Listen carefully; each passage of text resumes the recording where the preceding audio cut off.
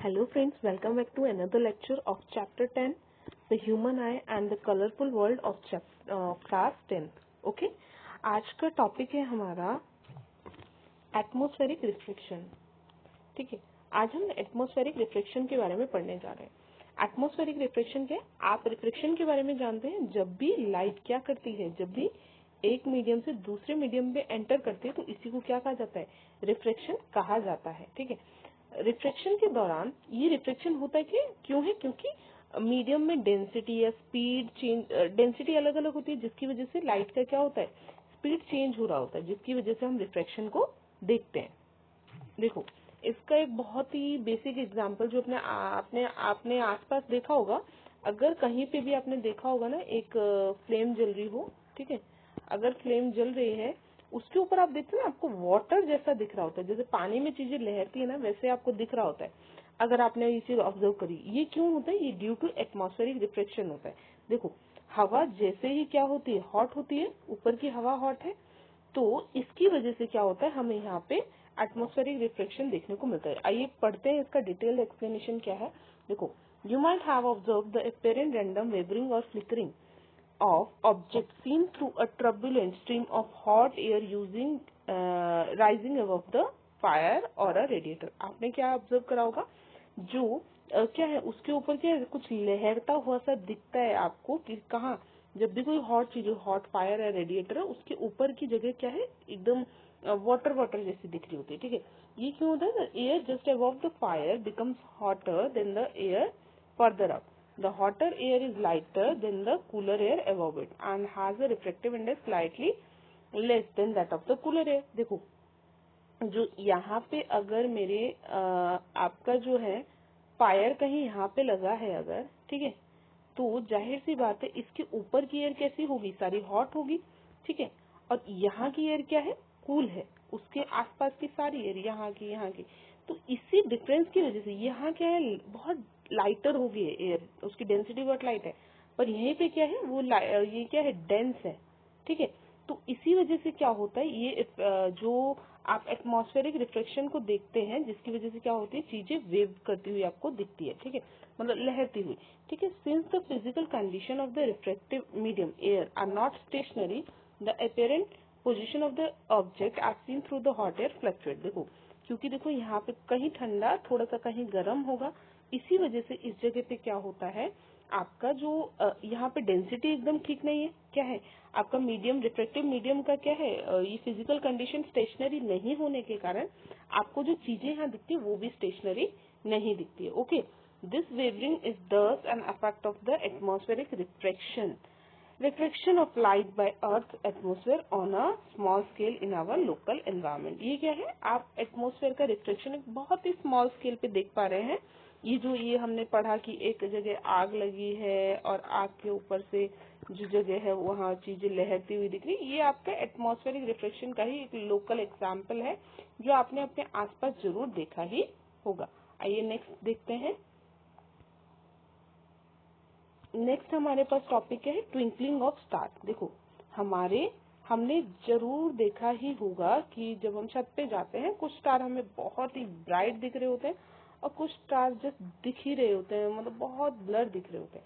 ठीक है, इसका कॉज क्या है? और कुछ तो बार बार ब्लर, लाइट डार्क, लाइट मतलब ब्लर होता है, ब्राइट होता है, ब्लर होता है, ब्राइट होता है, ऐसे दिख रहे होते हैं. ऐसा होता क्यों है? देखो, अपने अर्थ से लेके जहाँ पे स्टार है वहां तक के बीच में बहुत सारा एयर डेंसिटी का चेंज आ रहा होता है इन द मिड बे, मतलब अर्थ के एटमॉस्फेयर में भी आने से पहले. ठीक है, तो क्या है? The twinkle of star is due to the atmospheric reflection of star light. Star की जो लाइट आ रही है उसमें क्या होता है?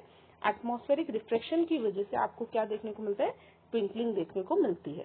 स्टारलाइट क्या है? जैसे ही अर्थ के एटमॉस्फेयर पे एंटर करती है, undergoes reflection continuously before it reaches the earth. देखो, जैसे हमारे देखो, स्पेस क्या है? पूरा का पूरा वैक्यूम है.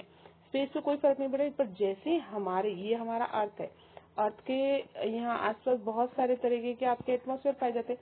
वो जैसे अर्थ के एटमॉस्फेयर में एंटर करते हैं ना, यहाँ देखो बहुत सारा रिफ्लेक्शन उसमें हो रहा होगा और हम कहीं यहाँ पे बैठे हैं, तो यहाँ तक पहुंचते पहुंचते उसने मल्टीपल रिफ्लेक्शन उसने झेले, जिसकी वजह से वो चीज हमें क्या दिख रही होती है? बार बार ट्विंकलिंग, कभी ब्राइट तो कभी लाइट दिख रही होती है ना. तो the atmospheric reflection occurs in the medium of gradually changing refractive index. ये कहाँ आपको देखने को मिलता है, जहाँ पे क्या होगा, आपका रिफ्रेक्टिव इंडेक्स ग्रेजुअली चेंज कर रहा होगा, ठीक है। Since the atmosphere bend starlight towards the normal, the apparent position of the star is slightly different from its actual position।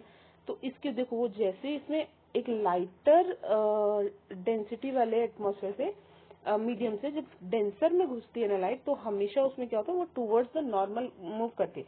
तो ऐसे कि बाहर एकदम वैक्यूम था, वैक्यूम से वो लाइट चल के आया, जैसे अर्थ के एटमॉस्फेयर में ये बहुत डेंसर है, डेंसर होने की वजह से क्या होती है हमारी उसके उसका जो है वो नॉर्मल की तरफ वो बेंड करने लगती है वो लाइट, और इसी की वजह से क्या है हमें उसके पोजीशन में भी चेंज देखने को मिलता है, ठीक है। The star appear slightly higher above than its actual position when viewed near the horizon। देखो होरिजन के पास अगर आप देखते हैं, होरिजन क्या है आपका, होरिजन होता है ये अर्थ है, ये आपका होरिजन कहलाएगा, ठीक है। जैसे होरिजन के पास होता है ना, पास से देखते हैं तो एक्चुअली वो थोड़ा सा हायर दिखता है जितने पे वो है उससे ज्यादा, ठीक है। Further this apparent position of star is not stationary but keeps on changing slightly since the physical condition of the earth atmosphere not stationary as was the case in the previous paragraph. देखो पिछले वाले paragraph में भी यही था ना कि जब आग जल रही है नीचे तो ऊपर का जो है वो मीडियम स्टेशनरी नहीं है, तो ऐसे ही अर्थ का भी क्या है, ये जो अर्थ के मीडियम एटमॉस्फेयर से वो भी स्टेशनरी नहीं है, जिसकी वजह से हमें क्या दिख रहा होता है, कभी स्टार्स बहुत ब्राइट, कभी बहुत लाइट, कभी बहुत ब्राइट, कभी बहुत लाइट दिख रहे होते हैं। ओके, होप आपको इतना समझ आया होगा। आप हमारे जो जो भी डाउट है आपको आप प्लीज कमेंट सेक्शन में जरूर बताइएगा, और इसके साथ साथ हमारे इसके जो बाकी पार्ट्स है इस चैप्टर के वो आपको हमारे चैनल के playlist the human I and the colourful world में मिल जाएंगे। इसके सारे जो पार्ट्स हैं वो हमने पार्ट वाइज नंबरिंग करके उनको डाला हुआ है प्लेलिस्ट में। Please go through it if you want to know about more topics of this chapter. Okay, तो देखो ये हमारा एक क्या है, फिगर है जिसमें देखो ये व्यूअर है, जो देखने वाला है, जो एक्चुअल जो है वो यहाँ पे है, लेकिन उसको दिख क्या रहा है, अपेरेंट पाथ चेंज हो रहा है। क्यों? क्योंकि स्टेशनरी मीडियम नहीं इसकी वजह से, और इसकी ट्विंकलिंग क्यों हो रही होगी, due to change in the refractive index, ठीक है। वो रिफ्रेक्टिव इंडेक्स ऐसे नीचे आते हैं ना, बढ़ता जाता है, डेंसिटी बढ़ती जाती है। ओके, चलिए अब नेक्स्ट वाला देखते हैं। नेक्स्ट और क्या है हमारे पास, देखो since the stars are very distant they approach the approximate point size source of light. बहुत दूर है तो बहुत ही छोटा है, तो as the path of rays of light coming from the star goes on varying slightly, the apparent position of the star fluctuates and the amount of light entering the eyes flicker. The stars sometimes appear brighter and sometimes fainter, which is twinkle effect। अभी हमने जो पढ़ा पीछे भी कि twinkle effect क्या होता है, बहुत दूर से वो आने की वजह से बहुत सारे एटमॉस्फेयर से बीत के आ रहा है, मतलब वहां से पास करके आ रहा है, और जहां उसमें उसको चेंज मिल रहा है मीडियम में, रिफ्रैक्टिव इंडेक्स में चेंज मिल रहा है, जिसकी वजह से वो कभी बहुत ब्राइट तो कभी बहुत लाइट दिखता है। उसके बाद हमारे पास है why don't the planets twinkle. Planets क्यों नहीं ट्विंकल करते, देखो प्लैनेट्स तो हमारे बहुत पास है ना, और पास होने की पास तो है, उसके साथ साथ क्या है, अगर हम इसको क्या करें, कंसिडर प्लैनेट को अगर हम collection of large number of point side source अगर हम इसको कंसीडर करें तो क्या होगा, उन सब का जो वेरिएशन है, जो टोटल लाइट हमारे आंखों में आ रही है ना सब पॉइंट साइड से, तो उनका एवरेज हमारा 0 हो जाता है, जिसकी वजह से पूरा नलीफाई मतलब 0 बन जाता है, और ये हमें नहीं दिखता है। कहने का मतलब क्या है, जो प्लैनेट्स है उसको हम क्या कहते हैं, मानते हैं कि एक वो पॉइंट साइज से बना हुआ है, मतलब बहुत सारे पॉइंट साइज सोर्सेज से बना हुआ है, और वो पॉइंट साइज सोर्सेज की लाइट जब हमारी आंखों तक आती है ना, पॉइंट साइज होने की वजह से सारी की सारी नलीफाई हो जाती है, तो इसीलिए हमें उसका कलर नहीं, कुछ भी मतलब उसका लाइट नहीं दिखता है, ठीक है। नेक्स्ट टॉपिक हमारे पास क्या है, advance sunrise and delayed sunrise. देखो हमारा जो सन है ना, ये अर्थ पे हम खड़े हैं, हमेशा हम, ये हमारा होरिजन है, आगे इसका डायग्राम भी है, हमेशा हमें सूरज उगने से पहले ही दिख जाता है और सनसेट के बाद तक भी दिखता रहता है। ऐसा क्यों होता है, ये भी एटमॉस्फेरिक रिफ्लेक्शन की ही वजह से है। देखो the sun is visible to us 2 minutes before the actual sunrise and 2 minutes after the actual sunset because of the atmospheric reflection. क्यों ऐसा होता है, एटमॉस्फेरिक रिफ्लेक्शन की वजह से हो रहा है कि 2 मिनट पहले तक दिख रहा है, सॉरी 2 मिनट पहले से दिख रहा है और 2 मिनट बाद तक दिख रहा है, ठीक है। बाय एक्चुअल सनराइज, उसका मतलब कि एक्चुअल सनराइज क्या है, जब वो हॉरिजन को क्रॉस करेगी, अगर हमारा ये अर्थ है तो ये उसका हॉरिजन है, जब ये हॉरिजन क्रॉस करेगा तभी तो उसका सनराइज हो ना, ये सन है, धीरे धीरे जब ऊपर आएगा तभी सनराइज, पर इसके ऊपर आने से पहले ही हमें यहाँ सन दिखने लगता है, ठीक है। द टाइम उसके ठीक है, the time difference between actual sunset and the actual sunset and sunrise, apparent sunset, sorry actual sunset और अपेरेंट सनसेट के बीच में 2 मिनट का ही फर्क होता है, मतलब 2 मिनट तक वो दिख रहा होता है सनसेट होने के, और उगने से पहले 2 मिनट तक 2 मिनट पहले से हमें दिख रहा होता है, ठीक है। The actual flattening of sun's disc और at sunrise and sunset is also due to the same phenomena. वो जो हमें फ्लैट दिखता है ना, आपने देखा होगा जो सन आपको फ्लैट दिखता है डिस्क, सन डिस्क का जो फ्लैटनिंग है वो भी किसकी वजह से, इसी फिनोमेना की वजह से दिखने को हमें मिलता है। ओके, ये देखो इसका डायग्राम है, ये अर्थ है, अर्थ पे कोई खड़ा है, देखो ये होरिजन है, सॉरी ये होरिजन है, अभी सन यहाँ पे, पर दिख कहाँ रहा है यहाँ पे, मतलब ये 2 मिनट का फर्क है, यहाँ अभी है और उससे पहले 2 मिनट पहले से ही हमें दिखने लगता है, ठीक है।